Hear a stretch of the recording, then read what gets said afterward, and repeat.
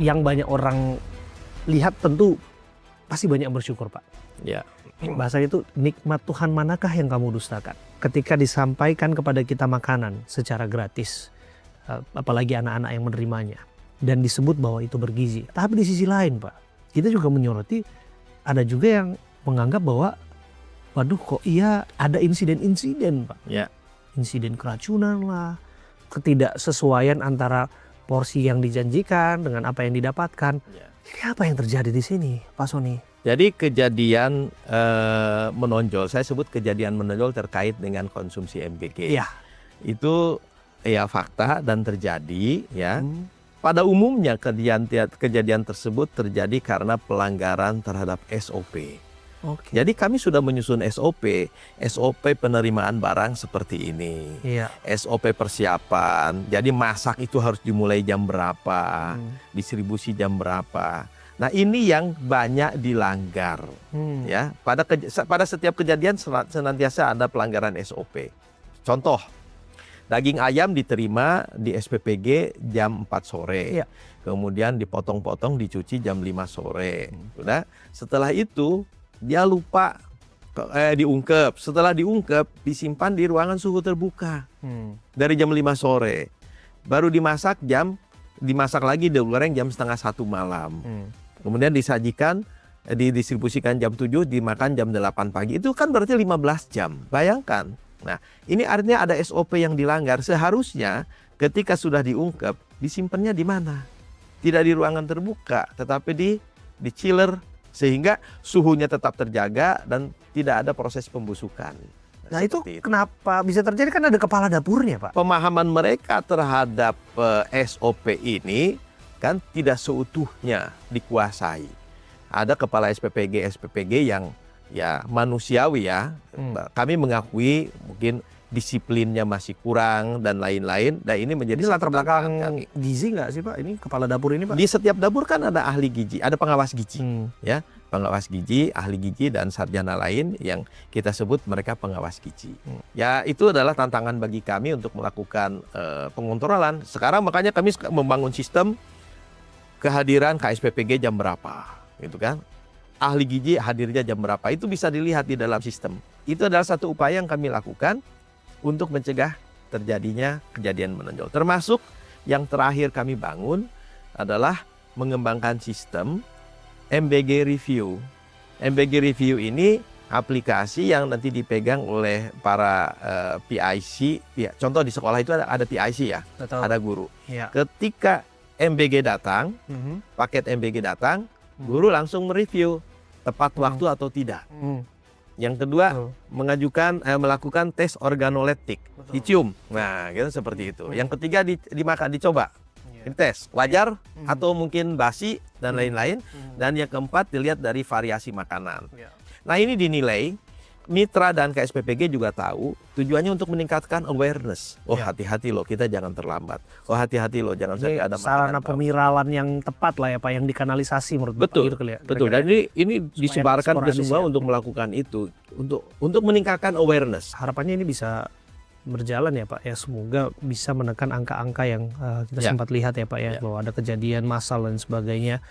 Relatif insidennya sih kalau kita amati sih udah berkurang ya, Pak, ya.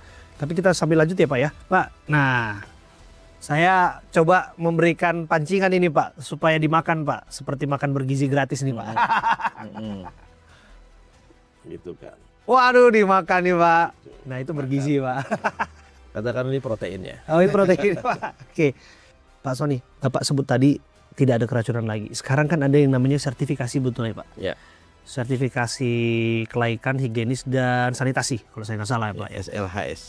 Ini dari total 29.000 SPPG semua sudah tersertifikasi belum? Belum. Jadi tersertifikasi, kemudian masih ada yang dalam proses, dan ada yang belum mendaftar. Nah, terhadap ini, ya, arahan BGN adalah yang pertama, ketika SPPG dinyatakan operasional pertama kali, itu diberi waktu 30 hari untuk mendaftarkan untuk proses SLHS ke Dinas Kesehatan.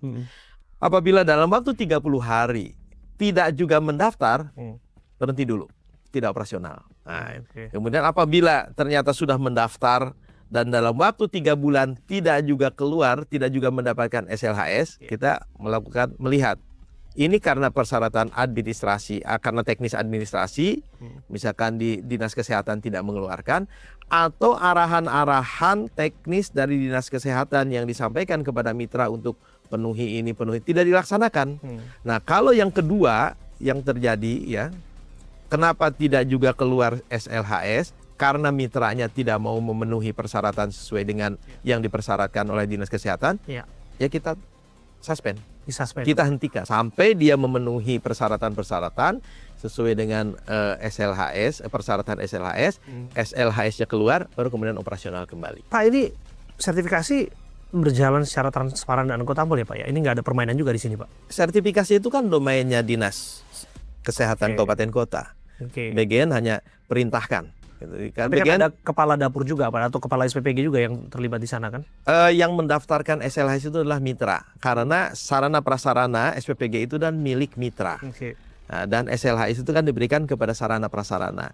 Kepala SPPG itu dia hanya sebagai manajer pengelola operasional. Jadi kepala SPPG itu adalah perpanjangan tangan BGN di SPPG yang tugasnya melaksanakan pengelolaan, fungsi manajerial dan termasuk kontrol. Bicara soal SPPG ini ya Pak ya, ini kan mereka yang langsung dapat efek tumpah ya Pak ya, nilai tambah ekonominya. Tadi kalau disebut 29.000 Pak, kalau nggak salah anggaran itu 290 triliun ya Pak ya, per tahun ya Pak ya. Bisa per hari itu tahun 2026 itu 268 triliun. 268 triliun. Ya. Itu ekuivalen per hari itu bisa bukan 335 ya, saya penekanannya. Ya. Dan 268 triliun ini kan efisiensi dan BGN sudah melakukan langkah-langkah efisiensi. Contoh yang awalnya 6 hari menjadi 5 hari. Dulu pada saat hari libur misalkan hari Rabu, hari Kamis libur, hari Senin, Selasa masuk. Nah hari Selasanya itu dikirim juga makanan untuk hari Rabu dan Kamis dalam bentuk bundling makanan itu ya take away ya, yang makanan yang. Nah sekarang MBG diberikan hanya pada saat siswa ada di sekolah. Nah ini juga kita menindaklanjuti efisiensi anggaran. Efisiensi dan penyesuaian Pak. Nah ini memang harus dilakukan ya Pak ya? Ya harus dilakukan, kita harus support dong. Ya, karena memang kondisi keuangan seperti ini ya kita harus menyesuaikan. Oke, nah lantas dari sana Pak, ini kan kucuran dana yang praktikly tidak sedikit Pak. Kalau hitungan per hari mungkin ya kemungkinan ya 800 atau 900 M mungkin ya per hari ya Pak ya. 1 triliun. 1 triliun? Ya. 1 triliun, ya. Per hari ya Pak? Ya. Yang dikucurkan ke proyek ini? Ya. Ini ada satu menarik ya. 1 triliun per hari. Saya senang menggunakan analogi air hujan. Jadi 1 triliun ini ya dikucurkan dalam butiran-butiran seperti analoginya butiran-butiran air hujan merata dari atas, dari Aceh sampai Papua, baik untuk desa-desa maupun yang di perkotaan seperti Jakarta Pusat, Menteng dan itu merata semua, dan air hujan ini tidak mampir di dahan, di genteng, langsung diserap oleh tanah. Yaitu SPPG yang 29.000, yang sekarang 27.000 ya. Jadi multiplier efeknya direct langsung dirasakan. Multiplier efeknya begini. Dengan 1.290.000 orang yang bekerja pada 27.000 SPPG operasional, relawan ya, yang minimal Rp100.000 per hari, 125 miliar per hari diserap, dibagikan kepada 1.290.000 orang itu. Mereka dapat Rp100.000, dibawa pulang ke rumah, membeli beras dan lauk pauk untuk anak istri, uang itu kan mengalir ke tukang beras. Gitu. Nah itu kan, itu jadi ada juru masak, kemudian semua ya Pak semua ya? Yang 47 orang bekerja di SPPG itu kan satu orang per hari minimal Rp100.000, dan dengan jumlah 1.290.000 orang yang bekerja di SPPG saat ini, 125 miliar lebih uang diserap oleh mereka, dan kemudian menyebar untuk kepentingan rumah tangga mereka. Kemudian 590 sampai 600 miliar per hari itu diserap dari Aceh, Papua semuanya diserap untuk apa? Untuk bahan pokok. Jadi 600 miliar per hari itu menyebar ke supplier-supplier. Nah, disitulah perputaran ekonominya. Justru itu Pak ya, ketika perputaran ekonomi yang dianggapnya memang berjalan ideal seperti itu kan, ini juga rentan disalahgunakan. Ini juga rentan juga, mohon maaf ya Pak, ini korup lah. 15.000 kalau saya nggak salah ya Pak ya. 15.000 untuk porsi besar. 15.000. Porsi besar itu adalah kelas 4 SD ke atas. Kalau porsi kecil itu untuk balita dan sampai anak SD 1, 2, 3. Nah, tapi prakteknya Rp8.000. Ya, prakteknya yang di lapangan tuh kerap kali kita lihat nggak sesuai dengan angka itu Pak. Nah, baik. Nggak sesuai dengan value itu Pak. Ya, yang pertama untuk mencegah terjadinya penyimpangan di bawah. Yang awalnya kan, pertama kali operasional menggunakan dana talangan. Ya, jadi mitra itu menyiapkan uang 900 juta sebulan. Nah, kemudian kita berupaya tidak lagi itu, tapi kemudian uang duluan dikirim. Nah, ketika uang duluan dikirim masuk ke rekening-rekening itu, kita berpikir bagaimana kalau nanti disalahgunakan, diambil uang itu dibawa kabur. Nah, maka kemudian kita menggunakan virtual account dengan mekanisme pengeluaran uang 2 otorisasi. Yang pertama, yayasan mengajukan pembelanjaan, harganya berapa, kualitasnya bagaimana, kepada KSPPG. KSPPG sebagai fungsi kontrol dari BGN melaksanakan pengecekan. Betul nggak ini di bawah HET atau sesuai dengan HET, harga eceran tertinggi. Setelah oke, setuju, baru kemudian approve. Approve, barulah uang itu mengalir ke rekening supplier. Apabila uang itu mengalir ke rekening yayasan, itu pelanggaran. Nah, akan ketahuan kok belanjanya oleh yayasan atau kepada yayasan, tapi harus mengalir ke rekening supplier. Ini mekanisme yang kami buat. Ada penyimpangan? Kemungkinan saja ada. Tetapi itulah tugasnya APIP, tugasnya aparat penegak hukum. Nah, kemudian yang kedua, tentang kualitas makanan. Supaya masyarakat bisa melakukan kontrol terhadap kualitas makanan, sudah kami perintahkan seluruh SPPG membuat akun official media sosial. Mereka wajib upload menu hari ini apa, kandungan gizinya berapa, harganya berapa. Nah, masyarakat silakan melihat. Ketika tidak sesuai harga-harga tersebut, langsung komplain ke SPPG. Gitu. Nah itu dia Pak, Bapak sebut fungsi kontrol kan. Ada peran kepala dapur atau kepala SPPG di sana Pak. Bapak yakin anak buah Bapak di lapangan tuh melakukan tugasnya secara jujur Pak? Melakukan tugasnya secara jujur Pak? Ya makanya kita membuat mekanisme kontrol. Mekanisme. Kan ada laporan keuangan. Ya, terlihat. Ya.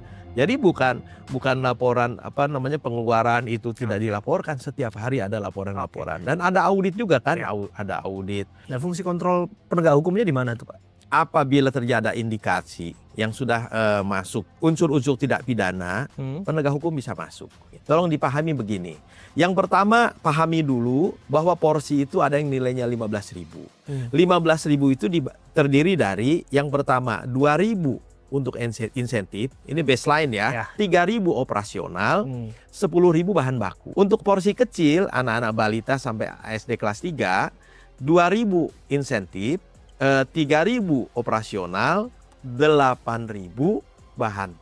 Sehingga jumlahnya 13.000. Jadi jangan juga melihat, loh ini kok kecil. Lihat dulu, itu untuk balita. Yang kedua, SPPG kadang-kadang melakukan subsidi silang. Subsidi silang itu begini. Kalau telur, menunya telur, nasi, telur, sayur, buah. Itu nggak nyampe 10.000 Pak. Itu mungkin hanya 8.000 untuk daerah tertentu ya. Tapi kalau di Papua jangan ditanya, di Maluku Utara jangan ditanya. Tapi untuk daerah-daerah yang tidak ada kemahalan harga, telur, nasi, sayur, buah itu nggak nyampe 10.000. Loh kalau gitu ada korupsi dong 2.000. Belum dikatakan korupsi. Karena 2.000 itu mereka save.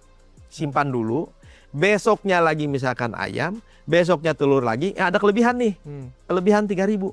Dia gunakan hari Jumat menunya daging. Itu jadi kalau mau mencurigai mau melakukan penelitian, lakukan penelitian secara komprehensif. Jangan melihat satu hari, wah ini nilainya cuma 8.500, korupsi. Enggak. Nah, orang berpikir rata-rata kebanyakan. Ini anggarannya besar sekali nih kan. Iya. Ini berarti bohir-bohir telur, juragan-juragan telur datang nih ke BGN kan. Saya mau masukin telur nih, misalkan. Wah, itu nggak seperti itu. Karena yang belanja telur, yang pesan telur itu di bawah semua. Kita sama sekali tidak bisa mempengaruhi SPPG. Kamu belanjanya ke sini ya. Iya. Kamu belanjanya ke sini ya. Nggak bisa. Bagaimana dengan susu, Pak? Susu sama. Tidak ada. BGN tidak memproduksi susu. BGN tidak menunjuk satu perusahaan untuk ayo masukkan, nggak ada. Itu semuanya murni SPPG yang pesan.